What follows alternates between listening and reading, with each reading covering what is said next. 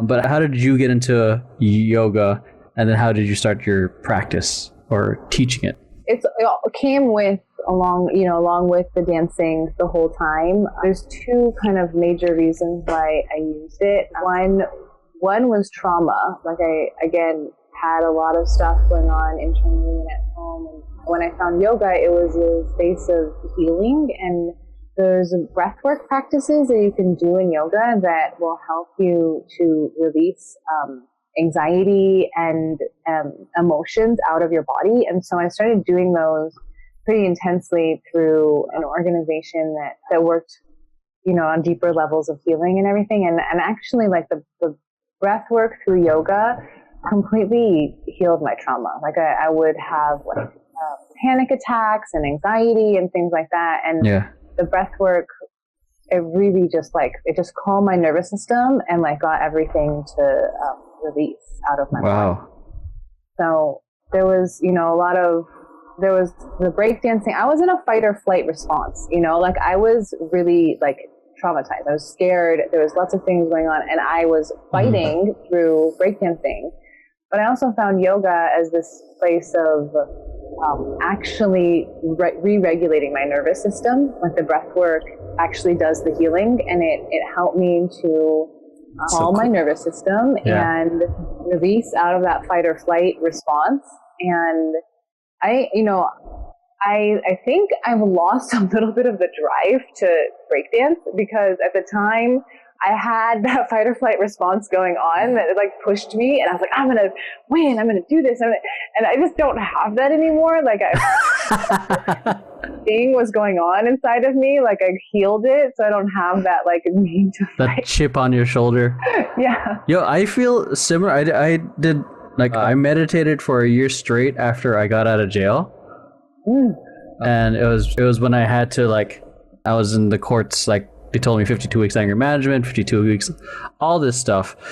And then I knew a lot of it was, and I already did meditation, but casually, because I was mindful how the benefits of it. But that year of just meditating every day straight was life changing. Yeah. Because I'm a believer of the whole breath controls the mind controls the body, or something like that. But of how powerful the breath is. Yeah. So when you saying that is just powerful, and it brought new meaning to to the phrase, "Dude, take a breath."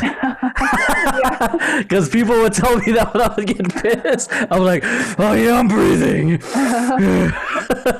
But the proper breathing way, and then implementing that, and then when I get triggered, even now, it's the simple pause, breathe is just and so you can respond instead of react is so powerful. And I'm totally with you about not having the drive to battle anymore, because I'm I feel like I've chilled out.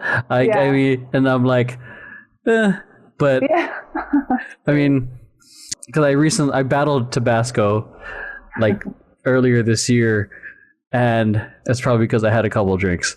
The fire came back real hard. I'm I was not going to lose that battle, but I mean, I don't actively seek out to try to prove myself or want to win. I just want to enjoy the art now. I just want to enjoy the art of movement. But yeah, I mean, that's part of the reason I also enjoy yoga.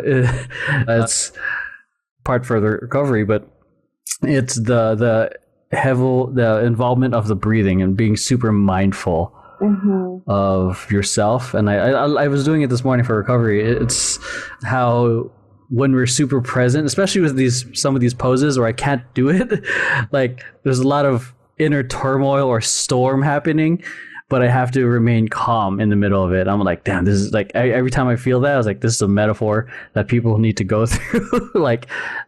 Knowing how to be calm in the middle of when there's an external storm versus internal. Yeah. I mean, the breath work really, really helps, and it does calm the nervous system, and I've found a lot of healing in it, and I've seen a lot of my clients now heal. People really can heal from sickness and illnesses through down regulating the nervous system, because when the nervous system is heightened, all the other systems shut off. because there's some type of, problem. And so a lot of like the digestive system, the circulatory system, they will slow down. So if you can down-regulate the nervous system through all these breathing practices, the other stuff turns back on, the circulatory system and the musculoskeletal system, which won't heal if I had a lot of injuries too. So I had to learn how to calm my nervous system and allow these things to heal, because the other systems will get turned off if we're in a heightened stress response. That makes a lot of sense. Because if you're in a constant fight or flight kind of mode, I mean, it can make sense why people are experiencing some sort of anxiety and all that stuff. But then also disease, like the anxiety then will lead to physical illness, because some of these systems are actually turning off, like so that you can be in a intensive stress response and be on alert.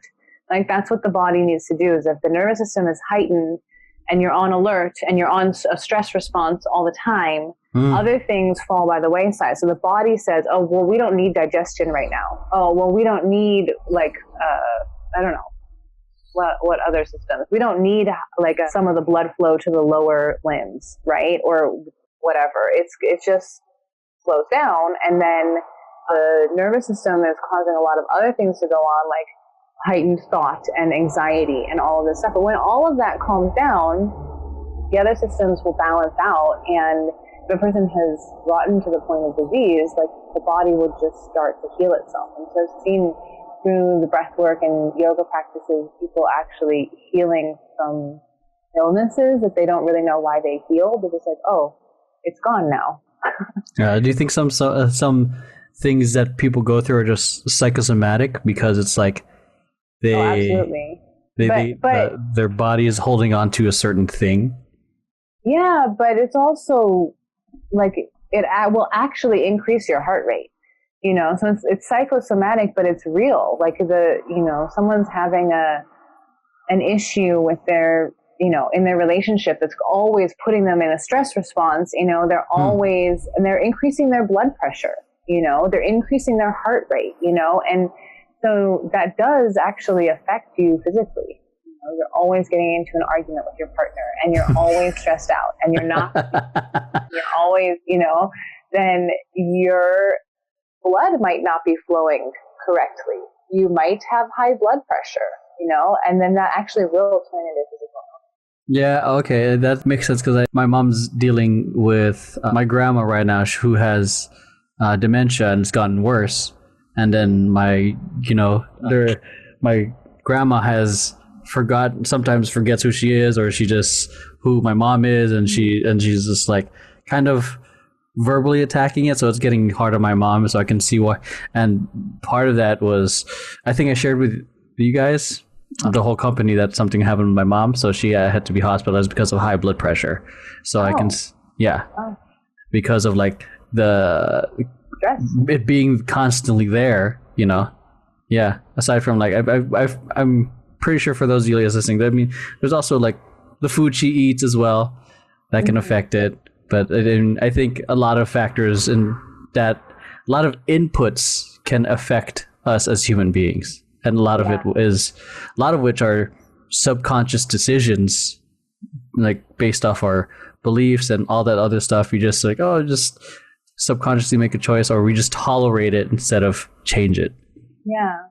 And, something like a yoga practice or a breathwork practice, even if you had only 20 minutes a day of a breathwork practice as part of your life, you're constantly like bringing yourself back to zero, and you're constantly down-regulating the nervous system, which will keep you sane enough to be able to handle whatever is happening. Yeah, like when I was meditating for a year straight, I only did it as simple as like 5-10 minutes max, because I had to like, especially us working, we're like go the 5-10 minutes. And this is what I did with my previous company, family business, or dad competitive crew. We used to family business, I was about to say feminine business.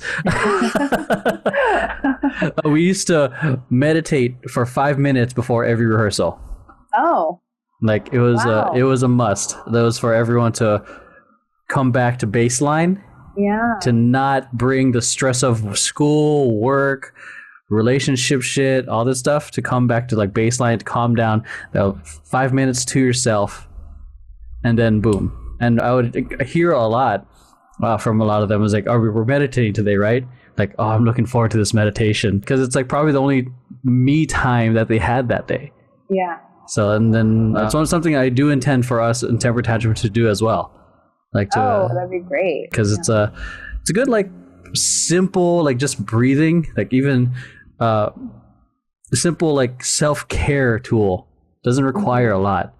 Just requires time and patience with yourself. And a lot of people just, especially within our society, it's super like, I ain't got time for that. I got to do this. I got to do X, Y, Z. But now we're in the Corona zone. Like, people have got plenty of time, and people are kind of like trying to figure out what to do with themselves. Many not doing so well. Some others have discovered old hobbies or bettering themselves. Yeah. But yeah, that's what we used to do. It was like, even my past students who I used to teach when they were kids, like 13 through 16, I had them start meditating at that age. And then I was on a podcast with them recently, 2 weeks ago or last week. It's still one of the tools that they use today. So it's like, yeah, that's amazing. Yeah. I mean, it's so good to have that in your toolbox. Yeah.